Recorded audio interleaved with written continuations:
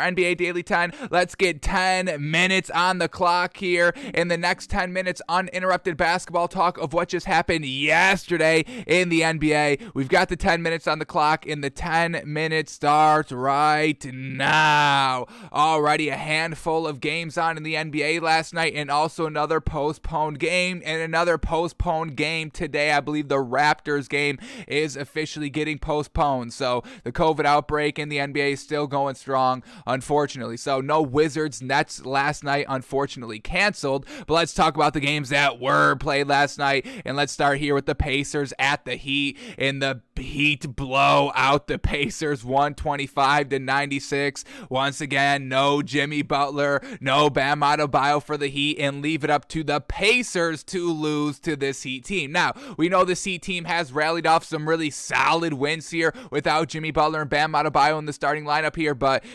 you shouldn't be. You should not be losing to a team that doesn't have kind of their top two players on a team. And that goes for any team, doesn't matter. That's not a good look for anybody, and especially given what this Pacers team is, never beating anybody good or decent. Another not good look for this Pacers team overall. You've got to do something. You've got to blow up the Pacers, but what's blowing up the Pacers? There's really nobody good on this team anyway. It's not like they're beholden to any great superstars. Yes, you have Sabonis, but is he even in superstar, all-star level territory of talking? I don't think so. So I don't know what the Pacers are doing, but we know they're not good. Let's start here with the Heat since they got the win. Well, we had Duncan Robinson and Tyler Hero both lead the team with 26 big old points, and that's big for Duncan Robinson. Back at the 4 here, 6 of 10 from 3, and we've seen him, step up for the most part without Jimmy Butler and Bam Adebayo. For that, our kind of thinking overall on Duncan Robinson has kind of increased. He's truly impressing me in this kind of shorthanded stretch. So for that, Duncan Robinson getting some bonus points here at Takes by Fans, and getting on getting, I don't want to say getting on our good side, but we take every game into account here and actively weigh players, what they're doing good, and on our overall scale of how we feel about players. So Duncan Robinson is increasing in that aspect, so we give that man credit. 26 points, 6 of 10 from the 3, and then Tyler Hero playing off the bench in only 21 minutes. Even when playing shorthanded, Tyler Hero could have played like 40 minutes, but they keep him to only 21 minutes last night. 26 points, 5 assists. We had Kyle Lowry very close to the triple-double, 8 points, 12 assists, 11 rebounds, fantastic night. And then Max Strus, again, folks, in the starting lineup at the 3, 18 points, 7 rebounds, and 4 assists. I mean, another kind of next man up mentality for Max Strus, and he's been dominant without Jimmy Butler and Bam Adebayo. So Duncan Robinson, Max Strus, big credit to them for this nice stretch here of this Heat winning games without their main players. And then for the Pacers, Sabonis shot 4 of 11 from the field, 12 points, 4 assists, 4 rebounds. Leading scorer was Karis LeVert with 17 points, and then also Chris Duarte coming off the bench with 17 points. It's just, there's nothing deep here. They don't have that superstar. We know the Pacers are trash, and they got blown out to the Heat last night, 125-96. All right, next game up is the Pistons at the Knicks, and the Knicks win, and guess how they win, folks? They bring Kemba Walker back into the starting lineup, and they just don't bring this man back. They move that man into the starting lineup. They're like, yeah, we made a little bit of a mistake, kicking Kemba Walker out of the lineup in the rotation and everything. We kind of need him back because we're losing without him, and they have him back in there. They win the game. Now, we don't like Kemba Walker in the starting lineup, but he does result in the win, so that we cannot knock. We know over the last, has it been a full month? I don't think so. Maybe 2, 3, almost maybe 4 weeks of Kemba Walker not playing at all for the Knicks, and they were struggling to win, and then they bring him back into the starting lineup. He has 21 points, 5 assists, 8 rebounds, shot okay. That's the one thing that we don't love about Kemba Walker is he's taking kind of the second most shots, and we don't really want that to be his game for this Knicks team. Kemba Walker, 3 of 9 from the 3, that's solid, but then also only 38% 38% from the field on 21 shots. That's not so great, okay? So Kemba Walker, I guess we can't knock it too much. They're winning games. We give that man credit.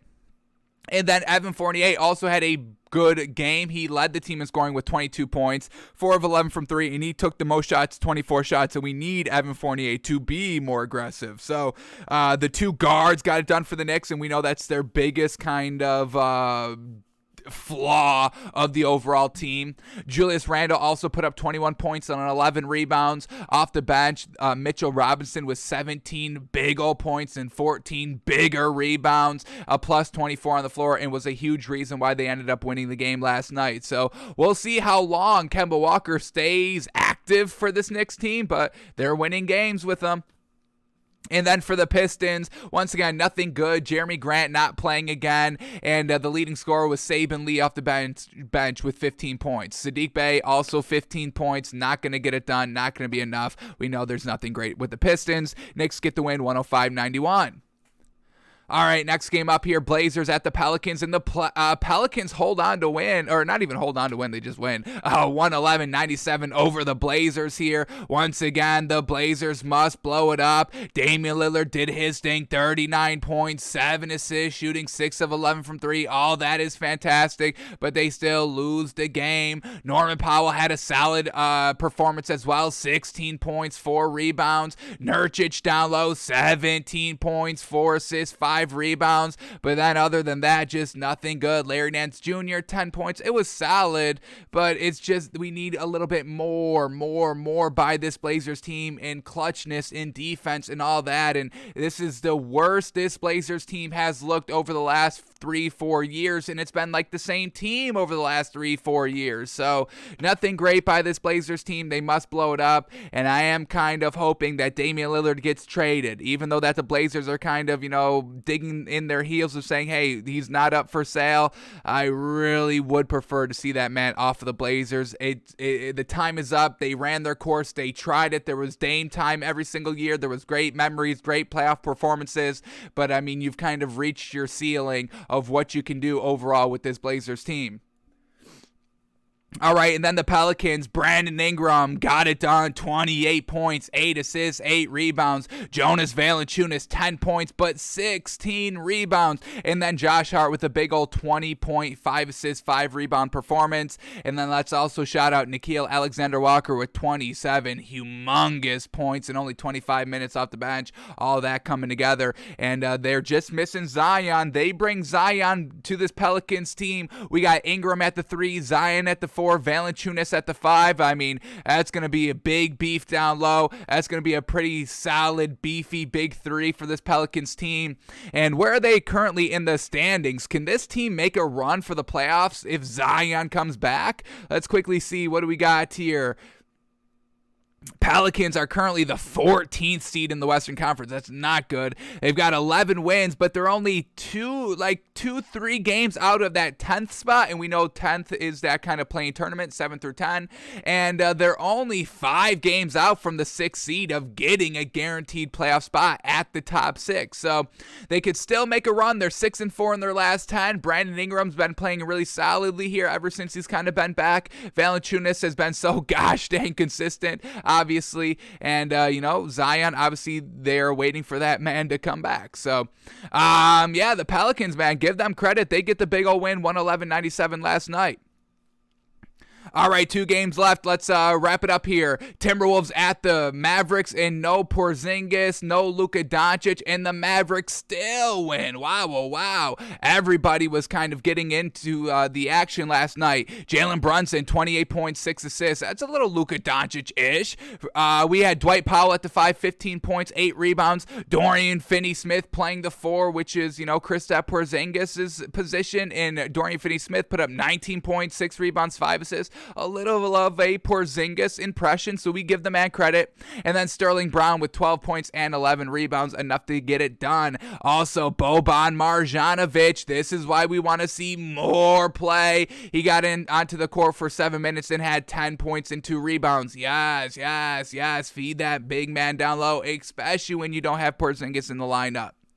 And then for the Timberwolves, they had two of their big three, but they were missing the most important of their big three members, which is Anthony Edwards. Now, Karl-Anthony Towns is good, but I'm giving, if I'm ranking the tier of the big three here, I'm giving it to Anthony Edwards number 1, Karl-Anthony Towns number 2, and then D'Angelo Russell number 3. So they were missing Anthony Edwards last night. Karl-Anthony Towns, 26 points, 14 rebounds. D'Angelo Russell, 14 points, 12 assists. All that was great. And then Malik Beasley filling in at the 3, 22 points, 3 rebounds, 2 assists. That is our 10 minutes, but we've still got a little bit more here, so let's finish up.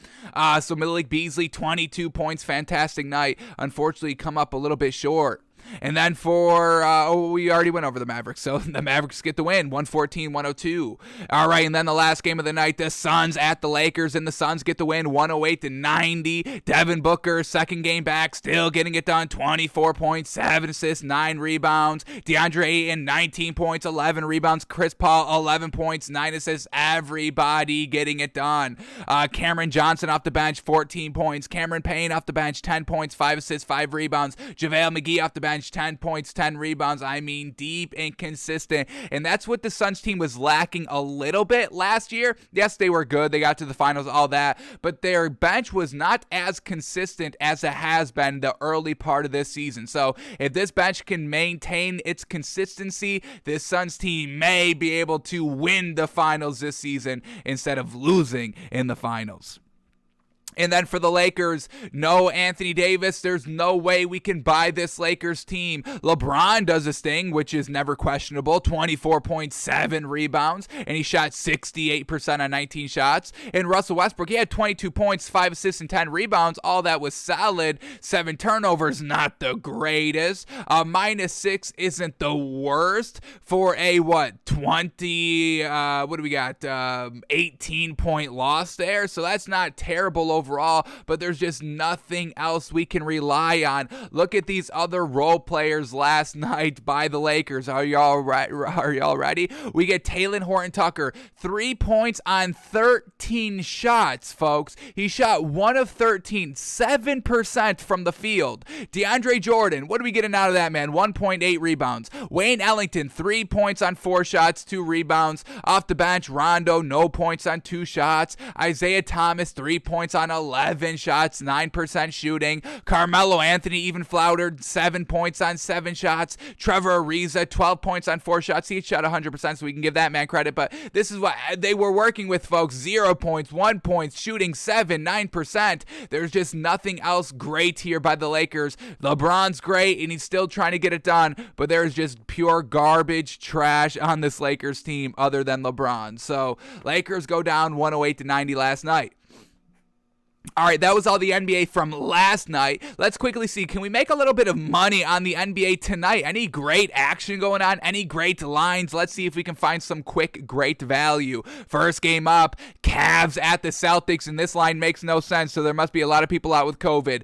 Cavs +6? Cavs +6? What are you, absolutely out of your gourd against the Celtics? Oh my goodness. Let's see the inactives here, because maybe they're just being disrespectful on the value. I doubt it, but let's see.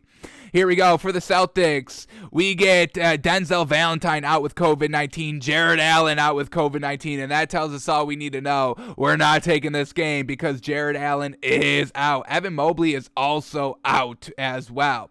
And then for the Celtics, Al Horford is out. And that's about it. So, yeah, not having the big man. We're going to stay away from that. Almost got great value. Unfortunate. All right, then we get the Magic at the Hawks. Magic +7, Hawks -7. And, this Magic team facing a lot of COVID right now. Etuan Moore's out. Terrence Ross is out with the COVID. Moritz Wagner is out with COVID. RJ Hampton is out with COVID. Cole Anthony should be playing, and that's the best thing. But overall, that's just way too much COVID, and we don't like betting the Magic anyway. So we're going to stay away from this one. Trae Young is also out for the Hawks. So no real great, feeling on the -7 on the Hawks side. And then Bogdan Bogdanovic is also a game time decision. So nothing great there. We'll stay away from it. Then we get the Rockets at the Bucks. Rockets +10, Bucks -10 out here. Everybody's good to go for the Rockets. Christian Wood is a game time decision, which is a big thing, big meatball if he's out.